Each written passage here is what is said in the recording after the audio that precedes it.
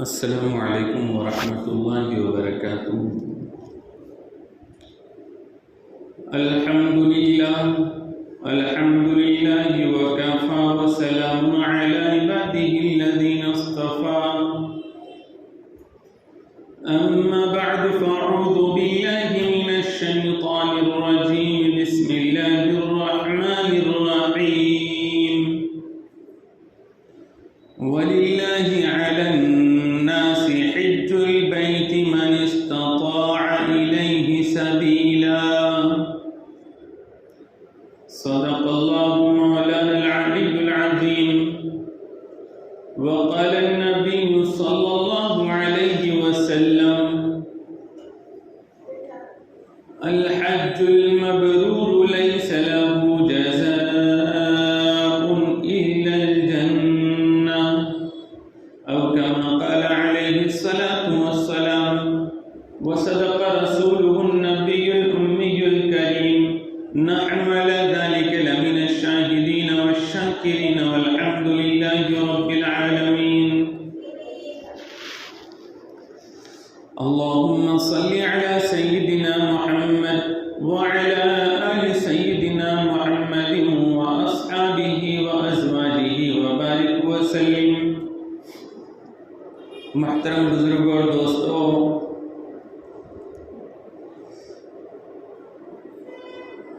حج کے مہینے چل رہے ہیں، دن چل رہے ہیں، اور دنیا بھر سے حج بیت اللہ کے فریضے کو ادا کرنے کی غرض سے لوگ جوق در جوق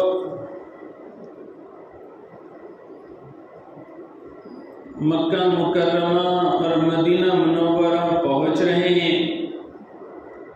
کچھ لوگ وہ ہیں جو تیاریوں میں لگے ہوئے ہیں، اور کچھ لوگ وہ ہیں جو کچھ وقفے سے پہنچیں گے۔ دین اسلام کا 5واں اور تکمیلی رکن حج بیت اللہ ہے۔ دین اسلام کی بنیاد 5 چیزوں پر ہے۔ پہلا، کلمہ توحید کی شہادت، دوسرا نماز کو قائم کرنا، اور تیسرا زکوٰۃ کی ادائیگی،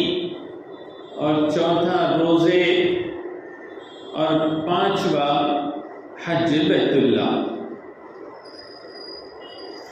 حج در حقیقت حضرت ابراہیم علیہ السلام کی یادگار ہے، اور حج عاشقانہ عبادت ہے۔ دنیا بھر میں جو مسلمان ہیں، ان مسلمانوں کے پاس جب مال اور اسباب اتنا آ جائے کہ ان کے لیے اپنے گھر سے نکلنے سے لے کر واپسی تک ان کے خود کے سفر کا، کھانے پینے کا، اور اپنے غیبانے میں اپنے گھر کے لوگوں کے اخراجات کا انتظام ہو، اور کوئی شرعی رکاوٹ بھی نہ ہو حج کو جانے کے لیے، تو ایسی صورت میں ان کے اوپر حج کی ادائیگی فرض ہو جاتی ہے۔ اور یہ ایسا عظیم رکن ہے حج کہ حضور پاک علیہ السلام پر جب تک اس کی فرضیت نازل نہیں ہوئی، اور جب تک حضور صلی اللہ علیہ وسلم نے عملی طور پر حج کر کے امت کو نہیں بتایا، اس وقت تک آپ صلی اللہ علیہ وسلم کو اللہ تعالیٰ نے اپنے پاس نہیں بلایا۔ جب آپ حج کا طریقہ کر کے بتلا چکے، تو پھر اس کے 80-83 دن کے بعد حضور صلی اللہ علیہ وسلم وصال فرما گئے۔ یہ فرائض اسلام میں سب سے اخیر میں فرض ہونے والا فریضہ ہے حج، اور اس کے بے شمار فائدے، فضائل قرآن کریم اور احادیث مبارکہ میں بتلائے گئے ہیں۔ حج عظیم الشان عبادت ہے، جو خصوصیات اللہ تعالیٰ نے حج والی عبادت کو عطا فرمایا ہے، تو ایسی عظمت، ایسی شان اور ایسی فضیلت اللہ تعالیٰ نے دوسری عبادتوں کو نہیں نوازا۔ بیک وقت حج ایک روحانی عبادت بھی ہے، مالی عبادت بھی ہے اور بدنی عبادت بھی ہے۔ اب نماز کو لے لیجئے تو نماز بدنی عبادت ہے، روحانی عبادت ہے، اور زکوٰۃ یہ مالی عبادت ہے۔ لیکن حج ایسی عبادت ہے کہ ساری عبادتوں کی روحیں اور ساری عبادتوں کی جنس اس میں جمع ہو جاتی ہے۔ اس میں مال بھی خرچ کرنا پڑتا ہے اور اس میں جان بھی لگانی پڑتی ہے، اور اس میں روحانیت بھی اعلیٰ درجے کی ہوتی ہے کہ حاجی اور حجن کے دل میں اللہ تعالیٰ کی عشق، اللہ تعالیٰ کی محبت اور اللہ تعالیٰ کا جو تعلق ہوتا ہے وہ غیر معمولی ہوتا ہے۔ بلکہ ایسا کہنا چاہیے کہ قرآن کریم میں اللہ تعالیٰ نے فرمایا وَالَّذِينَ آمَنُوا أَشَدُّ حُبًّا لِلَّهِ، کہ جو ایمان والے ہوتے ہیں ان کو اپنے اللہ سے، اپنے رب سے شدت کے ساتھ محبت ہوتی ہے، اور یہ شدت والی محبت، یہ دیوانگی والی محبت، یہ اپنے آپ کو بے قابو بنا دینے والی محبت جو شدت کی محبت کہلاتی ہے، تو اس شدت کی محبت کو دنیا جہان والے نہیں دیکھ پاتے، کیونکہ ایمان والا اور ایمان والی یہ اللہ ہی کے حکم پر کبھی عبادتوں میں نظر آتے ہیں، کبھی بال بچوں کی فکر کرتے ہوئے نظر آتے ہیں، کبھی سماج اور سماجی ذمہ داریاں پوری کرتے ہوئے نظر آتے ہیں، کبھی کاروبار میں اور کبھی کسی جگہ پر نظر آتے ہیں۔ تو دیکھنے والوں کو ایسا لگ سکتا ہے کہ قرآن کریم میں تو بتایا گیا کہ شدت کے ساتھ اللہ سے محبت ہے ایمان والوں کو، لیکن عملی میدان میں جیسے دوسرے لوگ کاروبار میں دکھائی دیتے ہیں، مسلمان بھی دکھائی دیتے ہیں، جیسے دوسرے لوگ شادی بیاہ کر رہے ہیں یہ بھی دکھائی دیتے ہیں، جیسے دوسرے لوگ اچھے اچھے کپڑے پہن رہے ہیں یہ بھی پہنے ہوئے نظر آتے ہیں، جیسے دوسرے لوگ عالیشان بنگلے بنا رہے ہیں مسلمان بھی بناتے ہوئے نظر آ رہے ہیں، جیسے دوسرے لوگ اپنے وطن کی محبت دکھا رہے ہیں تو مسلمان بھی دکھاتے ہوئے نظر آ رہے ہیں، اور جیسے ایک مسلمان اپنے بیوی بچوں سے محبت کرتا ہوا نظر آتا ہے دوسرے بھی نظر آتے ہیں۔ تو اللہ تعالیٰ کا ارادہ ہوا کہ ایک ایسی عبادت رکھی جائیں کہ جو عبادت جب وہ کرے ایمان والا تو دنیا جہان والوں پر ظاہر ہو جائیں کہ ان کی جو اللہ سے محبت ہے وہ شدت کے ساتھ محبت ہے، اور ایسی محبت کوئی کسی سے کر نہیں سکتا جیسی محبت ایک ایمان والا اللہ سے کرتا ہے۔ یہی تو وجہ ہے کہ جو لوگ حج کو جا رہے ہیں یا جائیں گے ابھی تو آپ ان کو دیکھیں گے کہ یہ بھلے ہی ان کے اوپر ذمہ داریاں بہت ہیں، لیکن جب ان کے پاس اتنا مال ہے، اتنی جائیداد ہے جو ان کی حاجات اصلیہ سے زیادہ ہیں، اور پھر اس مال میں وہ آسانی کے ساتھ سفر کر کے واپس آ سکتے ہیں حرمین شریفین کا، اور اس کے دوران میں ان کے پاس اتنا مال بھی ہے کہ جس میں بیوی بچوں کے اور اپنے متعلقین کے واجب حقوق کو ادا کر سکے، اور پھر اپنے سفر میں بھی ان کے پاس انتظام ہو، ظاہری طور پر بھی کسی بادشاہ کی طرف سے، حکمران کی طرف سے رکاوٹ نہ ہو، اور ان کی صحت اور عافیت والی ان کی حالت ہو، کوئی خاتون ہے تو اس کے ساتھ محرم یا شوہر ہو اور وہ عدت کی حالت میں نہ ہو، تو پھر اب ایسے جو ایمان والے اور ایمان والیاں ہوتی ہے تو یہ اپنے ساری ذمہ داریوں کو پیچھے چھوڑ کر اپنے عالیشان بنگلے کو اور اپنے بال بچوں کو، اپنے رشتہ داروں کو خیر بات کہہ کر نکل جاتے ہیں۔ دوسرے لوگ بڑے ٹیپ ٹاپ زندگی گزار رہے ہوتے ہیں، لیکن یہ اپنے سادے کپڑے پہن کر، بلکہ مرد حضرات ہو تو ان کے لیے حکم جو ملتا ہے تو وہ 2 بن سلی چادریں پہننے کا، کہ اوپر ایک چادر، نیچے ایک چادر، اور پھر سارے سلے ہوئے کپڑے بھی نکال دیے۔ اب ان کا حال دیوانوں والا حال بن گیا ہے۔ دنیا بھر میں لوگ چمک رہے ہیں، دمک رہے ہیں، اچھے سے اچھے کپڑے پہن رہے ہیں، لیکن اب ان کے پاس کپڑے نہیں ہیں۔ لوگ ایسے ہیں کہ ایئر کنڈیشن بنگلوں میں اور گھروں میں ہیں، اور یہ پیسے والا آدمی یہ آج سفر میں ہے اور یہ اپنے گھر میں نہیں ہے۔ پورے سفر میں دیکھیں گے تو کہیں خیمے لگے ہوئے ہوں گے اور کہیں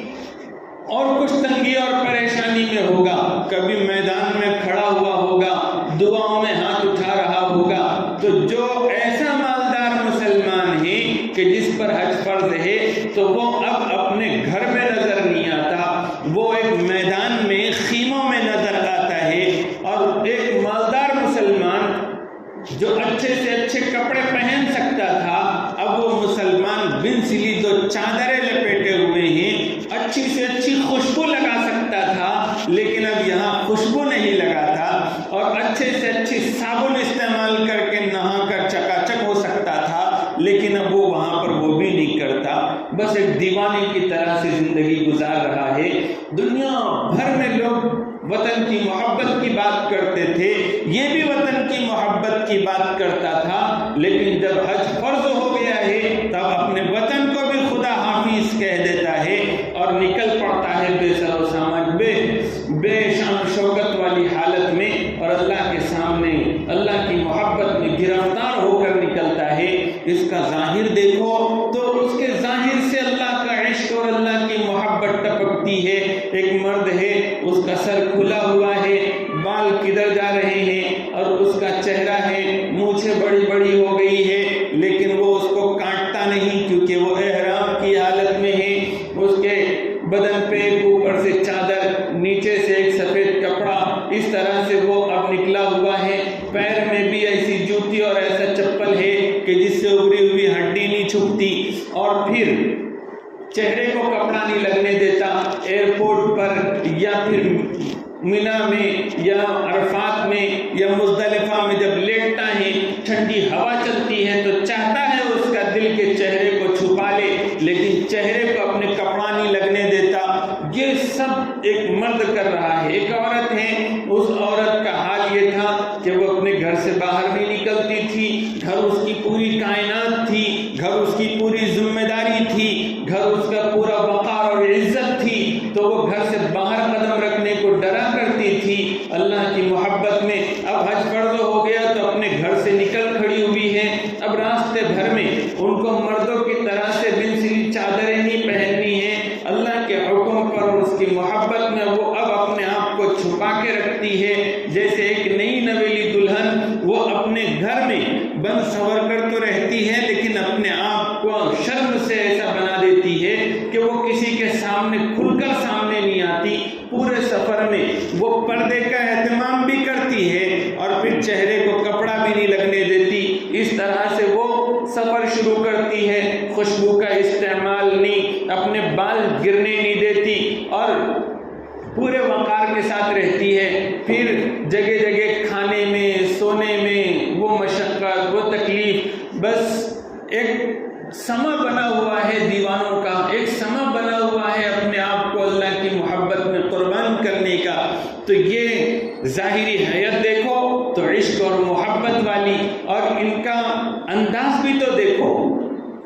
ان کی روحانیت پوری، دماغ، دل، دماغ، پوری روحانیت ایسی بنی ہوئی ہے کہ ہر عمل میں ان کی آنسو ٹپک رہے ہیں، ہر عمل میں وہ اللہ کا شکر ادا کر رہے ہیں، ہر عمل میں وہ اللہ سے ایک تعلق قائم کر رہے ہیں۔ تو ان کا باطن اور ان کا اندرون بھی عشق سے لبریز ہے۔ اور پھر ان کی زبان تو دیکھو کہ ادھر ادھر کی خوب باتیں کیا کرتے تھے، لیکن اب حج کو جا رہے ہیں، اب سارے بول ختم، بس ایک ہی بول زبان پر ہے، لبیک اللہم لبیک، لبیک لا شریک لک لبیک، ان الحمد والنعمت لک والملک لا شریک لک۔ عشق کے یہ بول، اللہ کی محبت میں ڈوبے ہوئے یہ الفاظ، بس وہ چلتا ہے تو وہی پڑھتا ہے، وہ بیٹھتا ہے تو وہی پڑھتا ہے، کھڑا ہوتا ہے تو وہی پڑھتا ہے۔ اسی طرح سے پورے سفر میں جب تک کہ وہ جمرہ عقبہ عقبہ پر رمی نہیں کر لیتا، کنکریاں نہیں مار لیتا، اس وقت تک بس اب اس کے بول ہوتے ہیں تو یہی عشق کے محبت کے بول، لبیک اللہم لبیک، اللہ میں پوری محبتوں کے ساتھ آپ کے حضور حاضر ہو رہا ہوں، آپ میری حاضری کو قبول فرما لیجئے۔ اس کے ہر دل کی تار کے ساتھ، دھڑکن کے ساتھ بس یہی آرزو کہ میرا حج قبول ہو جائے۔ کتنی فضیلت حج کی سنائی گئی ہے۔ اگر کوئی شخص حج کو جاتا ہے تو قدم قدم پر اس کو نیکیاں ملتی ہے، کہ اگر وہ سواری پر ہیں تو ہر قدم پر 70 نیکیاں ملے گی، اور اگر پیدل اگر وہ چل رہا ہے حج میں تو پھر وہ ہر قدم پر حرم کی 700 نیکیاں اس کو ملتی ہے ایک ایک قدم پر۔ اور ایک نیکی حرم کی کیا ہے تو بتایا گیا کہ حرم کی ایک نیکی 1 لاکھ کے برابر ہے۔ نیکیوں کی ایسی سوغات کہ ہر عمل میں الگ سے نیکیاں مل رہی ہے، اور پھر اس کے ساتھ گناہوں کی بخشش کا کیا عالم ہے۔ گناہوں کی بخشش کا یہ عالم ہے کہ کتابوں میں پڑھا، تعلیم میں بیٹھ کر سنا، بیانوں میں سنا کہ نماز پڑھتے ہیں تو گناہ معاف ہوتے ہیں، اور دوسرا کوئی عمل کرے تو گناہ معاف ہوتے ہیں، لیکن حج کی عجیب شان ہے کہ یہاں جو گناہوں کی معافی ہوتی ہے ایسی معافی دوسرے اعمال میں نظر نہیں آتی۔ حج کو جانے والے کے گناہ قدم قدم پر بھی معاف ہوتے ہیں، اور پھر ساتھ ساتھ جب وہ پورا حج ایسا کر لے کہ جس میں رفث یعنی بے حیائی والی کوئی بات نہ ہو، کام نہ ہو، اور فسوق یعنی نافرمانی والا کوئی کام نہ ہو، تو حدیث میں بتایا گیا کہ ایسا وہ لوٹتا ہے جیسے کہ ابھی ماں کے پیٹ سے پیدا ہوا ہے۔ ایک روایت میں حضور صلی اللہ علیہ وسلم نے ایک سوال کے جواب میں فرمایا، کیا تمہیں معلوم نہیں کہ ایمان لانا کفر کی حالت کے سارے گناہ معاف کرا دیتا ہے، اور اسی طرح سے حج اپنی پچھلی زندگی کے سارے گناہ معاف کرا دیتا ہے۔ تو پچھلی زندگی کا ایک دم چیپٹر کلوز ہو جاتا ہے، ہر گناہ معاف ہو جاتا ہے، اور ایک نئی زندگی کی شروعات حاجی کرتا ہے۔ ایک وقت تھا کہ لوگ حج کو جاتے ہیں تو اب ان کی زندگی کا رخ بدل جاتا۔ لوگ پوچھتے ہیں کہ حج کے قبول ہونے کی علامت کیا ہے، تو حج کے قبول ہونے کی علامت تو یہی ہے کہ حاجی جب حج سے جا کر آئے تو اب اس کی زندگی بدل چکی ہو۔ وہ پہلے دنیا کا دیوانہ تھا، اب اللہ کا اور آخرت کا دیوانہ بن جائے، کیونکہ وہ اللہ کی نشانیاں دیکھ کر آیا ہے اپنی کھلی آنکھوں سے، خانہ کعبہ دیکھ کر آیا ہے وہ، اور وہ حضرت ابراہیم اور حضرت ہاجرہ کی پوری جو کام تھے عشق میں ڈوبے ہوئے، محبت میں ڈوبے ہوئے، اس کی نقل کر کے وہ آیا ہے۔ تب اس کی زندگی میں ایک بھوچال ہوگا، وہ آخرت کا طلبگار اور اللہ کی محبت سے لبریز ہوگا۔ اب وہ حرام اور ناجائز چیزیں تو کیا، پہلے کے حاجی لوگ ہوتے تھے تو جائز کاموں سے بھی بچتے تھے۔ کتنے ایسے ہوں گے آپ لوگوں کے بڑے جو گزرے کہ حج سے آئیں، اس کے بعد وہ کاروبار میں آئیں، بیٹھیں اور بچوں کو جمع کیا، کہنے لگے کہ میں حج سے جا کر آیا ہوں، مجھے اب یہ کاروبار اچھا نہیں لگتا، یہ جائز کاروبار ہے، تم سنبھالو، آج کے بعد میں دکان پہ نہیں آؤں گا۔ کیسی تبدیلی ہوا کرتی تھی۔ آج جو تبدیلیاں نظر نہیں آ رہی ہے تو اس کی وجہ یہ ہے کہ ہم لوگ جب حج کو جاتے ہیں تو حج کو جاتے وقت میں حج کی قبولیت کی فکر نہیں کرتے۔ حج کی قبولیت کی فکر ہونی چاہیے۔ قرآن کریم کی اشارات اگر دیکھیں کہ وَلِلَّهِ عَلَى النَّاسِ حِجُّ الْبَيْتِ، اللہ ہی کے لیے حج ہے، تو اس سے معلوم ہوا کہ اللہ کے پاس قبولیت کی پہلی شرط اخلاص ہے،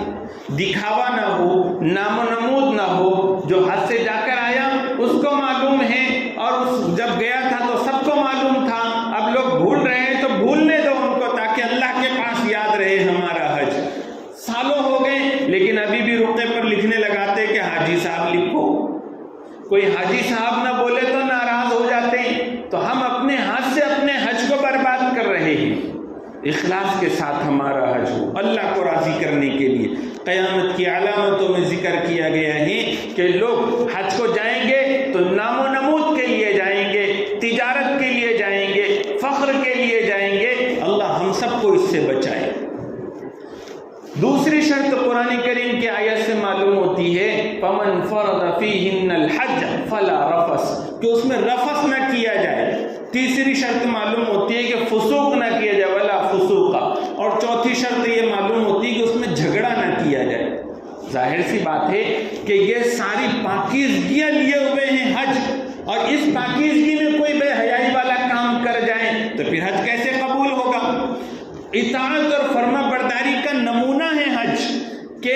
حرم میں پہنچا، اس شوق میں پہنچا ہوگا کہ ایک عمل کا ثواب 1 لاکھ کے برابر ہے، پھر اس سے کہا گیا کہ مینا آ جاؤ، اب وہ دماغ لڑا رہا ہے کہ وہاں 1 لاکھ نیکی تھی، ایک نیکی پر 1 لاکھ ثواب ملتا تھا، اب مینا حرم سے باہر ہے تو کیا یہاں پہ بھی ملے گا؟ اس سے کہا جاتا ہے کہ یہاں نہیں ملے گا۔ تو اب اگر حاجی کو صرف ثواب سے مطلب رہتا تو پھر وہ یہاں نہیں آتا، لیکن حج بتاتا ہے کہ وہاں ساری عقل کو چھوڑنے کے لیے بلایا جاتا ہے اور صرف اللہ کی اطاعت کے لیے بلایا جاتا ہے، اور وہی ایمان والے کی روح میں، دل میں اور دماغ میں بٹھایا جاتا ہے کہ سب سے اوپر اللہ کا حکم ہو، حکم ہے چاہے سمجھ میں آئے نہ آئے، ثواب زیادہ سمجھ لگے یا کم لگے، لیکن جس وقت میں جو اللہ کا حکم ہو جائے اس کے اوپر سر تسلیم خم کر دے، اس کی مشق کرائی جاتی ہے حج میں۔ اب وہاں جا کے فسوق کرے، اللہ کی نافرمانی کرے تو پھر حج کیسے قبول ہوگا؟ یہ حج عالمی اعتبار سے مسلمانوں کو ایک متحد بنانے کے لیے، ان کے آپس میں اجتماع کے لیے اور ان کو ایک ہی مرکز سے جوڑنے کے لیے، یعنی خانہ کعبہ والے مرکز سے جوڑنے کے لیے حج رکھا گیا ہو، اور وہاں پر جا کر اب میاں بیوی آپس میں لڑے، دوست آپس میں لڑے، یا ٹور والے اور حاجی آپس میں لڑے، تو پھر یہ تو حج کو برباد کرنے جیسی چیز ہے کہ تم اپنوں کو نہیں برداشت کر رہے ہیں، پورے عالم کے مسلمانوں کو کیسے برداشت کرو؟ تو حج کے قبولیت کے لیے 4 شرطیں قرآن کریم کے اشاروں سے معلوم پڑتے ہیں، اس کی فکر ہو اور پھر حج سے جا کر آئیں تو تکلف ہی کے ساتھ اپنے حج کو بچانے کی فکر ہو۔ کتنے خوش نصیب ہے وہ لوگ جو ایسے وقت میں کہ حکومت کی طرف سے پابندیاں بڑھ گئی ہے، حکومت کی طرف سے اخراجات بڑھ گئے ہیں، سفر کے اخراجات بڑھ گئے ہیں، پابندیاں بڑھ گئی ہے، اس کے باوجود انہوں نے اپنے حج جیسے فریضے کی ادائیگی کے لیے ہمت کی اور اپنے فارم بھرے اور وہ جانے والے ہیں۔ لیکن دوسرے احباب نے بھی سوچنا چاہیے کہ ہماری بھی کاہلی، سستی، غفلت اور حج جیسے فریضے سے بے رغبتی ختم کرنے کی ضرورت ہے۔ ہر ایمان والے کا دل تڑپنا چاہیے، اس کے دل میں شوق ہونا چاہیے کہ میں جاؤں خانہ کعبہ اور مجھے حج جیسی سعادت ملے۔ شوق تو ہر ایمان والے کو ہو، اور جس کو کبھی اللہ نے کچھ مال دیا ہے، کچھ پلاٹ لے لیے ہیں اس نے، زمین کھیتی باڑی اس کے پاس ہے، اور جو کچھ بھی دکان میں کاروبار اچھا چل رہا ہو، تو بار بار اس سے مسئلہ پوچھنا چاہیے کہ میرے اوپر حج تو فرض نہیں ہے۔ یاد رکھو، یہودیوں کا قبلہ خانہ کعبہ نہیں ہے، عیسائیوں کا قبلہ خانہ کعبہ نہیں ہے، اور ہنود کا قبلہ یہ خانہ کعبہ نہیں ہے۔ اس لیے حدیث میں جو تنبیہ فرمائی گئی ہے کہ ایسا شخص جس کے اوپر حج فرض ہو گیا ہو اور اس کے لیے کوئی رکاوٹ بھی نہ ہو شرعی اعتبار سے، اور پھر وہ حج کو نہ جائیں، تو حضور نے فرمایا کہ پھر کوئی ہمیں پرواہ نہیں ہے کہ وہ یہودی ہو کے مرے کہ نصرانی ہو کے مرے۔ یعنی کہ یہ اس بات کی علامت ہوگی جو مسلمان ایسا ہے کہ جس کے پاس مال اور اسباب ہیں، لیکن اس کو اس کی فکر نہیں ہے کہ میرے اوپر حج فرض ہوا کہ نہیں ہوا میں معلوم کروں، اور فرض ہوا ہے تو وہ جلدی کرنے کی کوشش نہ کرے، تو پھر ان میں اور یہودیوں اور نصرانیوں میں کوئی زیادہ فرق نہیں ہے، کیونکہ ان کی نظر میں بھی اللہ کے گھر کی کوئی عظمت نہیں ہے اور مکہ مکرمہ کی کوئی عظمت نہیں ہے، اور پھر اس مسلمان کی بھی نظر میں نہیں۔ حضرت عمر رضی اللہ تعالیٰ عنہ خلیفۃ المسلمین، ان کا فرمان ہے کہ میرا جی چاہتا ہے کہ میں سروے کراؤں کہ کون کون ایسا مالدار مسلمان ہیں کہ جس کے اوپر حج فرض ہے لیکن وہ حج کو نہیں جاتا، تو میں ان کی ایک لسٹ بناؤں، اور جیسے یہودیوں پر ٹیکس لگایا ہے، عیسائیوں پر ٹیکس لگایا ہے، تو ان پر بھی ٹیکس لگاؤں، کیونکہ وہ کہاں کے مسلمان ہیں۔ آج جیسے دوسری عبادتوں کی، دوسرے دینی کاموں کی ہمارے پاس اہمیت ہوتی ہے، حج کی بھی ہونی چاہیے، کیونکہ یہ تکمیلی فریضہ ہے، بلکہ رکن اسلام ہے، اور اسی سے ہمارے اسلام کی پہچان ہوگی۔ جن پر فرض نہیں ہے وہ شوق رکھیں. اللہ کبھی کبھی غریبوں کو بھی سعادت عطا فرما دیتے اور دل میں عظمت نہ ہو، شوق نہ ہو اور پھر فکر اور تڑپ نہ ہو تو مال کے ڈھیر رکھنے والے بھی محروم رہ جاتے ہیں. بہت سے لوگ معمولی عذر کی وجہ سے حج کو جانے سے رکتے ہیں. مثال کے طور پر کوئی آدمی ہے، کوئی خاتون ہے، پیسہ تو ان کے پاس اتنا ہے کہ اس پیسے سے گھر بھی چل سکتا ہے، جتنے دن جانا ہے اتنے دن، اور پھر سفر کے بھی پورے اخراجات ہو سکتے ہیں. شریعت کی طرف سے بھی ان کو جانے میں رکاوٹ نہیں ہے، حکومت کی طرف سے بھی جانے میں رکاوٹ نہیں ہے. شریعت کی طرف سے رکاوٹ یہ کہ ایک عورت ہے، اس کے لیے محرم ہونا یا شوہر ہونا ضروری ہے ساتھ میں. پھر یہ کہ طلاق ہو گئی تو عدت کا ٹائم نہ ہو، یہ شرعی اعتبار سے رکاوٹ بن جاتی ہے کبھی چیز. اور حکومت کی طرف سے پابندی کہ نہیں جا سکتے تمہارا پاسپورٹ نہیں بن رہا ہے، ویزا نہیں مل رہا ہے، حکومت کی وہاں کی حکومت یا یہاں کی حکومت کی رکاوٹ ہو، یہ رکاوٹ، یا پھر کوئی مرض ایسا ہو گیا، بیماری ایسی ہو گئی کہ جس کی وجہ سے جا نہیں سکتا ہے، صحت مند اور تندرست نہیں ہے، تو یہ بھی ایک رکاوٹ ہے. اگر ایسی کوئی رکاوٹ ہے تو پھر حکم یہ ہے کہ حج فرض ہو گیا ہے، رکاوٹ ہے تو پھر تم اب اپنی طرف سے یا تو حج بدل کرا دو کسی کو بھیج کر، یا پھر تم وصیت کر جاؤ کہ تمہارے مرنے کے بعد تمہارے مال میں سے حج ہونا چاہیے، یہ واجب ہے. اور اگر کوئی رکاوٹ نہ ہو تو حضور نے یہ تک بھی فرمایا کہ اس میں حج جب فرض ہو جائے تو اس میں جلدی کرو. کیا بتایا جا سکتا ہے کہ آئندہ کوئی بڑی رکاوٹ کھڑی ہو جائے؟ اب جن کے پاس رکاوٹ نہیں تھی تو وہ کیا کرتے ہیں، بچی کی شادی باقی ہے، بچے کی شادی باقی ہے، اسی طرح سے تھوڑا سا کاروبار کو بچوں کو لگا دوں، جب بچے سیٹل ہو جائیں گے تو پھر میں جاؤں گا. اسی طرح سے اور بھی آنے بہانے سے آدمی اپنے آپ کو روکتا ہے. یہ اس طرح سے روکنا اس کو محروم بنا دیتا ہے، کیونکہ ایسا روکنا اپنے آپ کو یہ گناہ کو دعوت دینا ہے. جب فرض ہو جائے حج تو فرض ہوتے ہی فوری طور پر ادا کرنا ضروری ہے. اب جیسے یہ دن چل رہے ہیں، اس کے اندر اگر کسی کے اوپر اگر فرض ہے تو اب اس کو فوری طور پر ادا کرنا ضروری ہے. صرف حج کمیٹی سے فارم بھر کے جانا کوئی ضروری نہیں ہے. اگر گنجائش ٹور کی ہے تو ٹور سے جانا ضروری ہے. جس طرح کی بھی سفر کی گنجائش ہے اس طریقے سے جانا ضروری ہے. تو اب اگر نہیں جا رہے ہیں تو رکے ہوئے ہیں، تو یہ وقت جو رکا ہوا گزر رہا ہے بغیر شرعی عذر کے، تو پھر اب یہ سب گناہ میں وقت گزر رہا ہے. نوجوان بھی بہت ایسے ہوتے ہیں کہ جن کے اوپر حج فرض ہے، مال پیسہ ان کے پاس ہوتا ہے، لیکن چونکہ ان کے ابا نہیں گئے حج کو، امی نہیں گئے حج کو، یا ان کے بڑے بھائی نہیں گئے حج کو، تو پھر ان کے دل میں خیال آتا ہے کہ پہلے وہ جائیں تو پھر میں جاؤں. تو کیا قبر میں بھی اسی طرح سے ہوگا کہ روح قبض کرنے کے لیے فرشتہ آئے اور چلو بولے تو بولے کہ نہیں ابھی ہمارے ابا نہیں گئے، ہمارے بڑے بھائی نہیں گئے تو ہم نہیں آ سکتے ابھی. جب فرض ہو جائے حج تو پھر اب یہ بہانہ نہیں ہے اللہ کے پاس کہ بڑے نہیں گئے، ہمارے گھر میں دوسرے نہیں گئے تو میں کیسے جاؤں. کچھ مرد حضرات ایسے کہ ان پہ فرض ہے، اب ان کی بیوی پہ فرض نہیں ہے، اب بیوی کی گنجائش نہیں ہے تو خود رکے ہوئے ہیں بیوی کا فرض ہونے کے انتظار میں. تو یہ سب ایسے عذر ہے کہ جس عذر کی شریعت کے پاس کوئی وقت نہیں ہے. اور ایسا شخص اگر رکے گا تو جتنے دن رکے گا اتنے دن وہ گنہگار ہوگا. اور ایسی حالت میں مرے تو حضور کا فرمان ہے پھر چاہے یہودی ہو کے مرے کہ نصرانی ہو کے مرے، مجھے کوئی پرواہ نہیں. سب لوگ حج کو جا رہے ہیں اس وقت، جو جن کے نمبر لگے ہیں ٹور سے جانے والے، اللہ تعالیٰ ان کے حجوں کو قبول فرمائے. جو اس سے پہلے حج کر کے آئے ہیں اللہ ان کی بھی کمی کوتاہیوں کو معاف فرمائے، ان کے بھی حج کو قبول فرمائے. اور اس مجمع میں اور ہمارے پورے شہر میں اور علاقے میں جو لوگ ایسے ہیں کہ جن پر حج فرض ہے لیکن ابھی تک انہوں نے ارادہ تک نہیں کیا غفلت کی وجہ سے، اللہ ان کے اس جرم کو معاف فرمائے اور ان کو حوصلہ، ہمت اور شوق عطا فرمائے، اور پھر آگے ان کے لیے شکلیں اور صورتیں پیدا فرمائے. آمین. وآخر دعوانا الحمدللہ رب العالمین.